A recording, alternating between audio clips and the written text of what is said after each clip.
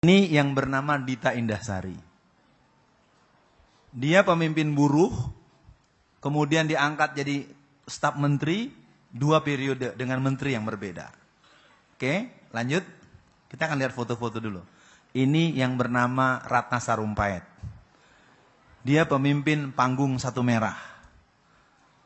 Lanjut. Lanjut. Ini 6 orang yang sangat dikenal sebagai penggerak gerakan PKI sejak tahun 80-an. Ya, yang pojok kiri atas namanya Ripka Ciptaning. Dia mengarang buku Aku Bangga Anak PKI pada bulan Juni tahun 2002. Dia mengarang buku yang kedua Anak PKI Masuk Parlemen bulan September tahun 2005. Dia mengarang buku 50 tahun Anak PKI bulan September tahun 2008. Dia mengarang buku yang berjudul Menuju Jalan Perubahan tahun 2012 untuk menjadi buku pedoman pemenangan Gubernur Jakarta yang berasal dari Solo, yang sekarang jadi presiden. Seragam kotak-kotak itu adalah seragam pemuda Partai Komunis Cina.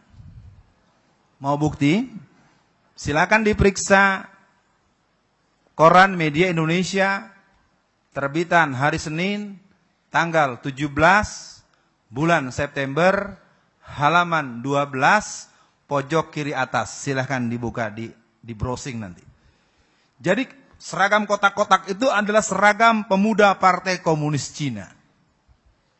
Dan itu menjadi lambang kemenangan dalam proses pemilihan Gubernur Jakarta 2012. Ya. Jangan tersinggung-tersinggung, ini fakta saja. Saya bicara physically, saya bicara data, di koran ada. Belum lagi dia mengatakan dalam koran Sinar Harapan, ya, sore, dia katakan dalam tanggal 18 Maret tahun 2004, yang bisa menyelesaikan bangsa ini adalah konsep Nasakom. Nasakom adalah kita. Nasakom adalah kita. Nasakom adalah kita.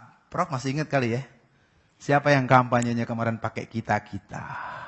Silahkan periksa sendiri. Saya nggak nyebut nama, cuman ngingetin aja.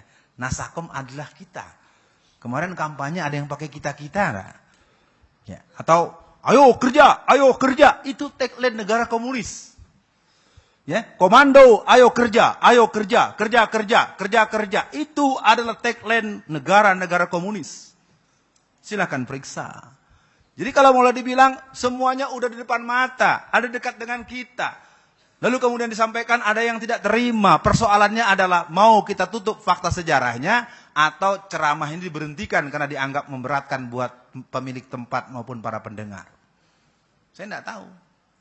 Yang jelas saya harus menuntaskan sampai tanya jawab. Lanjut. Sebentar. Orang-orangnya belum semua ini. Ya, biar jelas, siapa-siapa aja, jangan cuma lihat gambarnya aja.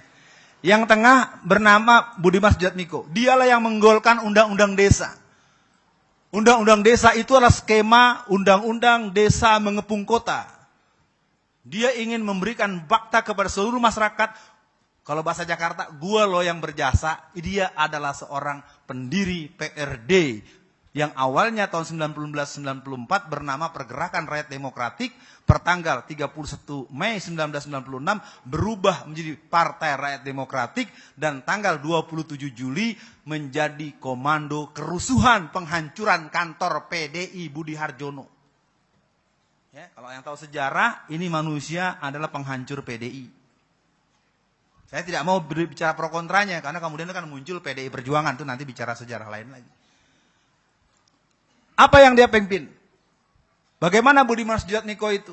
Dia adalah seorang pemimpin Partai Demokratik yang mana PRD merupakan PKI dengan casing baru yang sudah melakukan kongres yang ke-8 pada tanggal 24 sampai 26 Maret tahun 2015 di Hotel Akasia, Jakarta Pusat, sederetan dengan kantor Dewan Dakwah Islamiyah Indonesia dan kantor Muhammadiyah Jakarta. 24 sampai 26 Maret 2015. Di Hotel Akasia, kongres yang ke-8. Jadi kita lihat sekarang, PKI di satu sisi, PRD di sisi lain, dan para generasi-generasi tradisional romantisme Jadi PKI ini sekarang tumbuh di semua tempat. Sekarang ada yang jadi gubernur, ada yang jadi bupati, ada yang jadi wali kota, ada yang jadi staf menteri. Yang menteri disimpan dulu nanti buat 2019.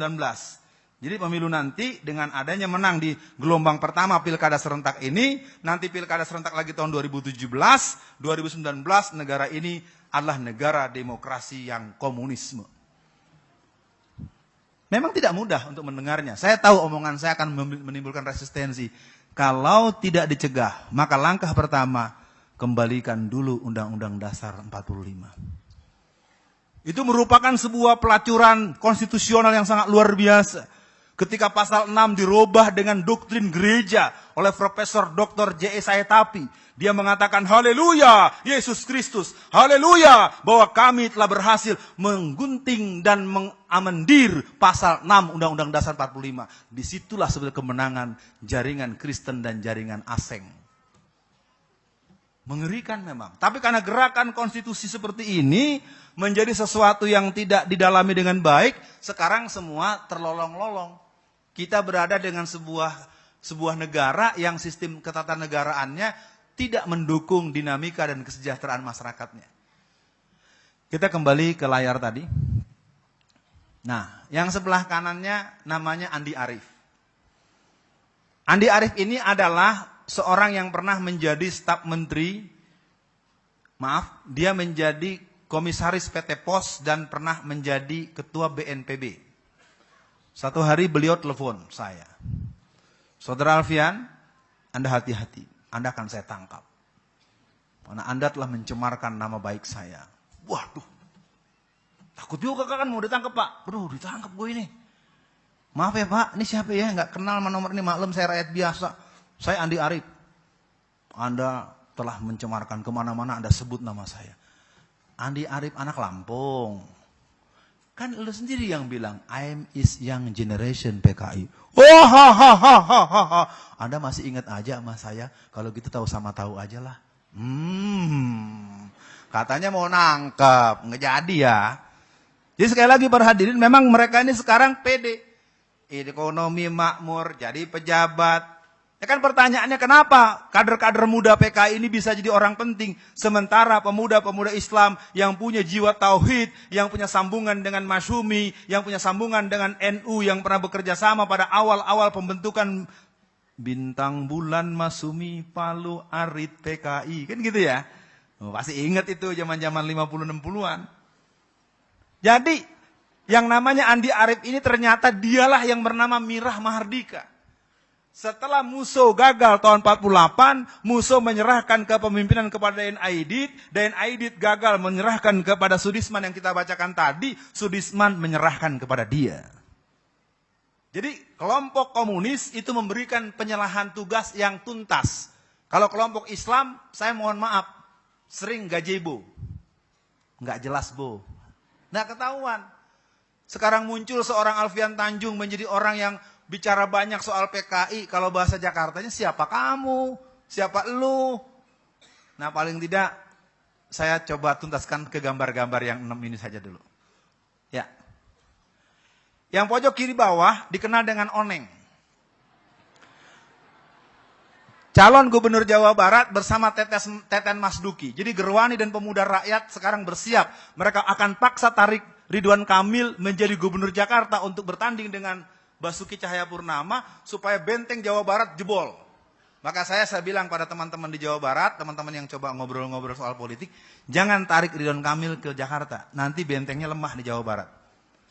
2002, dia adalah orang yang terang-terangan telah masuk pada jaringan komunis internasional. Dialah yang bersama dengan Ripka Ciptaning, ya, si Rike ini dengan Ripka Ciptaning tadi, yang hadir dalam peristiwa Pakisruyung di Banyuwangi hari Kamis, tanggal 10 bulan Juni tahun 2010, dia mengadakan kerusuhan dengan mengundang keluarga besar PKI untuk datang ke sebuah tempat yang disepakati di Banyuwangi. Yang kesasar FPI. Saya bilang, nih jangan-jangan ada anak kecil jatuh, bubarkan FPI gitu. Ya, nggak nyambung. Yang bubarkan mereka orang lain, yang bubarkan mereka gerakan lain, kok tahu-tahu FPI yang disalahkan. Ya, jangan-jangan ntar ada nenek-nenek jatuh tertabrak beca. Aduh nenek-nenek, bubarkan FPI. Ini kan sering terjadi hal-hal yang tidak nyambung. Ya, di Banyuwangi itu yang saya tahu dari beberapa upaya saya akses kepada pusat FPI, nggak ada pengurusnya. Oke, kita tuntaskan gambar tadi. Yang tengah mesti kenal kan? Dia manusia dengan dua fungsi. Fungsi pertama adalah Komandan Brigade Yesus Indonesia bagian timur.